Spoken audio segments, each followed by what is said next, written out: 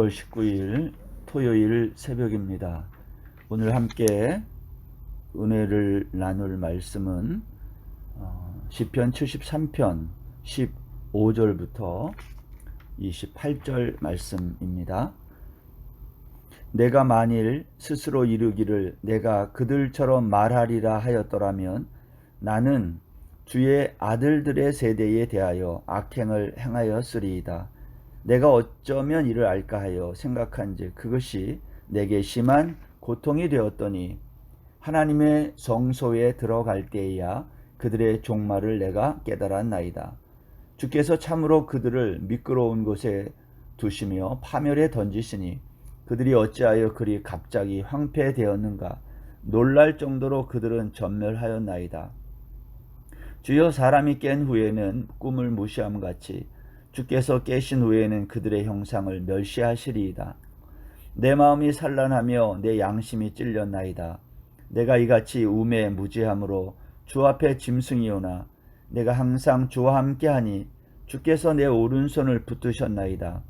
주의 교훈으로 나를 인도하시고 후에는 영광으로 나를 영접하시리니 하늘에서는 주 외에 누가 내게 있으리요. 땅에서는 주밖에 내가 사모할 이 없나이다. 내 육체와 마음은 쇠약하나 하나님은 내 마음의 반석이시요 영원한 분기이시라.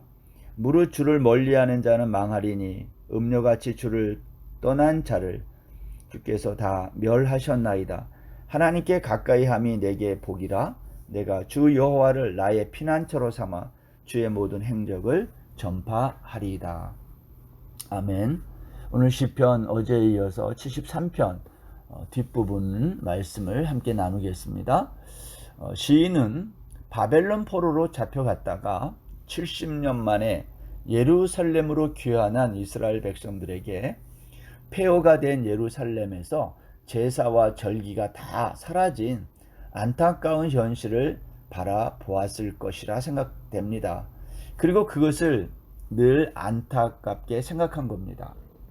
여러분, 놀라운 것은요, 이 시인의 마음과 같은 똑같은 마음을 가졌던 사람들이 또 있습니다. 그것은 이사야 선지자와 미가 선지자입니다. 이들은 아삽 시인보다 약 250년 뒷사람들입니다. 성경 한 군데 보죠. 이사야 1장 11절에 보면 여호와께서 말씀하시되 너희의 무수한 재물이 내게 무엇이 유익하뇨. 나는 숫 양의 번제와 살진 짐승의 기름에 배불렀고 나는 숫송아지나 어린 양이나 숫 염소의 피를 기뻐하지 않노라. 너희가 내 앞에 보이러 오니 이것을 누가 너희에게 요구하였느냐. 내 마당만 밟을 뿐이니라. 헛된 재물을 다시 가져오지 말라. 분향은 내가 가증히 여기는 바요 월삭과 안식일과 대회로 모이는 것도 그러하니 성애와 아울러 악을 행하는 것을 내가 견디지 못하겠노라. 여러분, 백성들이 재물을 가지고 성전에 나오는데 하나님이 그 재물을 기뻐하지 않는다는 겁니다. 이유가 무엇입니까? 그것은 백성들이 헛된 재물을 가져왔기 때문이라는 거예요. 헛된 재물이란 뭐죠? 가짜 재물이 아닌 것을 가져왔다는 거죠. 15절 말씀에 보면 너희가 손을 펼 때에 내가 내 눈을 너희에게서 가리고 너희가 많이 기도할지라도 내가 듣지 아니하리니 이는 너희의 손에 피가 가득함이라. 너희는 스스로 씻으며 스스로 깨끗하게 하여 내 목전에서 너희 악한 행실을 버리며 행악을 그치고 선행을 배우며 정의를 구하며 학대받는 자를 도와주며 고아를 위하여 신원하며 과부를 위하여 변호하라 하셨느니라. 재물이 문제가 아니라는 거죠. 재물을 가져온 사람들의 삶이 문제였다는 거예요. 삶으로는 전혀 제사 드리는 삶을 살지 아니하면서 헛된 재물만 가지고 하나님께 나왔다는 거죠. 여러분, 이사야와 동시대에 활동했던 미가 선지자도 같은 말을 합니다. 미가서 6장 6절에 보면 내가 무엇을 가지고 여호와 앞에 나아가며 높으신 하나님께 경배할까? 내가 번제물로 1년 된 송아지를 가지고 그 앞에 나아갈까? 여호와께서 천천의 숫 양이나 만만의 강물 같은 기름을 기뻐하실까?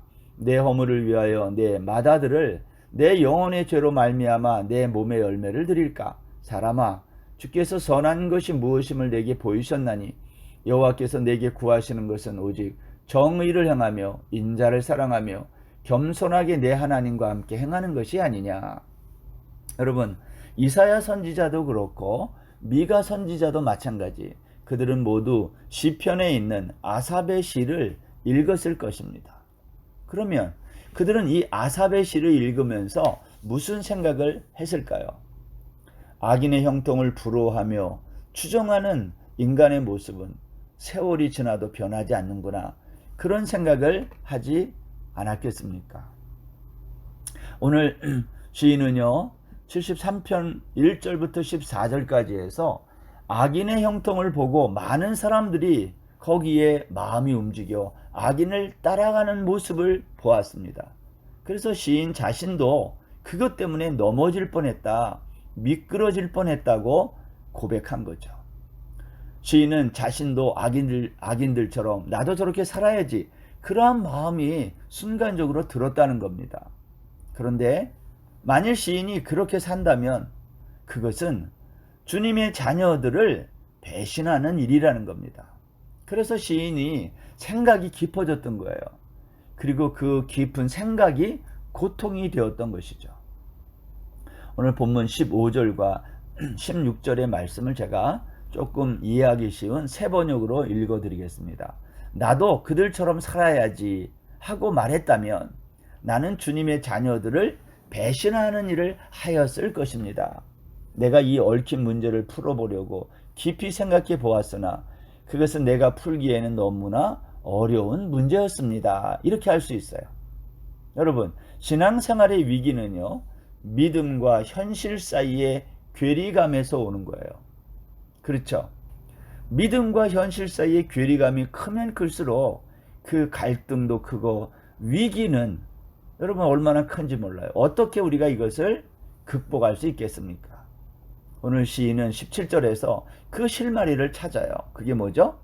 하나님의 성소에 들어갈 때에 그들의 종말을 내가 깨달았다. 시인은 하나님의 성소에서 자기의 그 신앙과 현실 사이의 괴리감, 갈등과 위기의 문제를 극복할 수 있는 실마리를 찾았다는 거예요.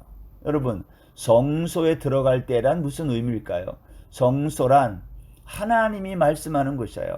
내가 그곳에서 너희들에게 말씀하겠다 하신 그곳. 시인은 성소에 들어갈 때에 다시 말하면 하나님의 말씀을 통해서 악인들의 종말이 무엇인지를 깨닫게 되었다는 거예요. 악인들은 형통하고 우리 어저께 그 말씀에 있는 것처럼 그들은 죽을 때도 고통이 없고 또 그 힘이 강건하고 재앙도 없고 고난도 없고 또 살찜으로 그들의 눈이 솟아나고 그들의 소득은 마음의 소원보다 많고 뭐 등등. 그래서 교만해진 그들, 정말 세상에서 안 되는 일이 없이 잘 되는 그 사람들, 그러나 그들의 결국이 갑자기라는 말로 요약돼요. 졸지에, 우리 개혁 한글에서는 그렇게 해줘. 졸지에, 갑자기라는 말로 요약됩니다. 갑자기 망한다는 거예요. 우리가 이것은 계시록 18장에서 바벨론이 어떻게 망하는지에 대해서 이미 살펴본 것처럼, 여러분, 바벨론은 하루 동안에, 한 시간에, 일시에 망했다 그랬어요. 같은 거예요. 여기 갑자기 황폐되었다라는 표현이 있습니다. 여기 19절에 그들이 어찌하여 그리 갑자기 황폐되었는가. 여기 갑자기 황폐되었다는 이 말은요, 완료형으로 사용됐어요. 아직 일어나지 않는 미래의 일인데요, 과거에 이미 완료된 것으로 표현했어요. 그 이유는 시인은 이 말씀에 대하여 깨달았기 때문이에요. 믿음으로 말하는 거죠. 오늘 본문의 20절에서 그래서 시인은 악인에 대한 소감을 말하는데, 악인은 이렇게 말할 수 있어요. 일장춘몽과 같다. 어젯밤의 꿈과 같다. 악몽과 같은 거다. 그래서 21절에 가면 시인은 이렇게 고백을 합니다. 자신의 어리석음을 짐승으로 비유해요. 무지몽매한. 여러분, 짐승은요, 왜 무지몽매하다고 그래요? 눈앞에 먹이만 보고 달려드는 거예요. 근데 거기에 덫의 위험이 있다는 걸 모르는 거죠. 그러나 이런 위험한 상황에서 시인은 자신이 실족하지 않았다는 거예요. 그렇게 할 수 있었던 이유가 뭐냐? 그것은 자신의 힘과 지혜가 아니라 여기 보니까 주께서 자신의 오른손을 붙드셨기 때문이다. 무지몽매한 시인의 이 오른손을 붙들었다. 이것은 어떻게 했다는 말일까요? 그 다음 절에 설명하는데요. 24절에 보면 주의 교훈으로 나를 인도하시고 후에는 영광으로 나를 영접하시리니. 여러분, 주의 말씀이 시인을 인도했다는 것을 의미해요. 주의 교훈이란 주의 말씀이죠. 우리의 흔들리는 삶을, 방황하고 갈등하는 삶을 붙들어 줄 수 있는 것은 하나님의 말씀밖에는 없어요. 시인의 흔들리는 마음을 하나님의 말씀의 교훈이 붙들어 준 것입니다. 사랑하는 여러분, 우리의 마음이 흔들릴 때, 갈등할 때 주님의 말씀의 교훈이 우리를 붙들어 준다는 것을 기억하고 그 말씀 앞에 가까이 나아갈 수 있기를 바랍니다.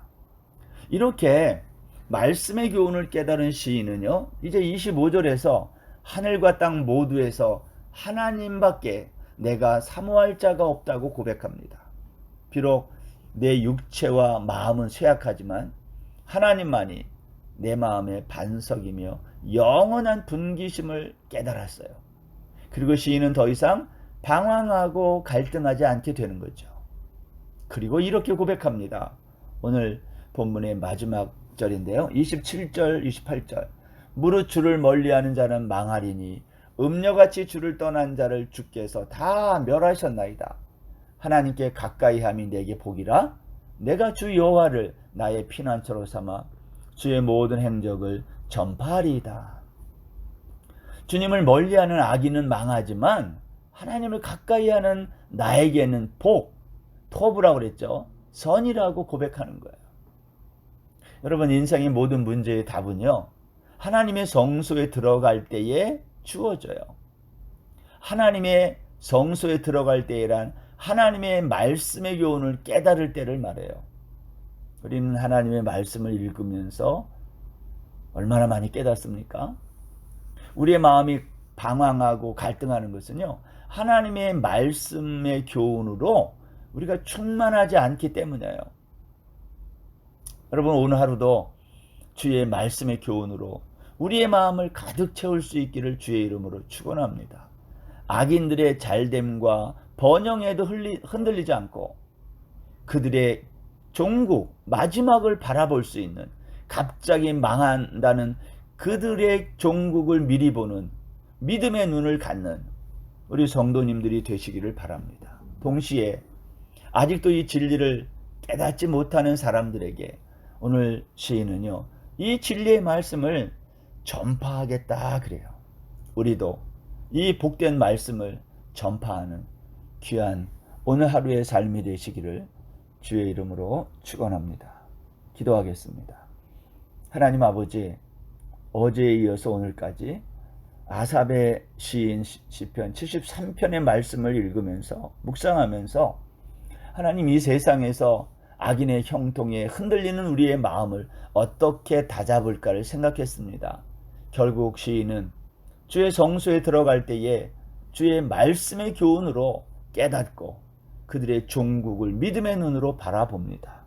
하나님, 우리들도 믿음의 눈으로 하나님, 이 세상의 종말 끝을 바라보며 하나님, 우리의 흔들리는 이 마음을 붙들고 오늘도 하나님의 말씀으로 우리의 심령을 가득 채우는, 그래서 아직도 이 진리를 깨닫지 못하는 자들에게 이 진리를 증거하는 우리 모든 주의 백성들 되게 하여 주옵소서.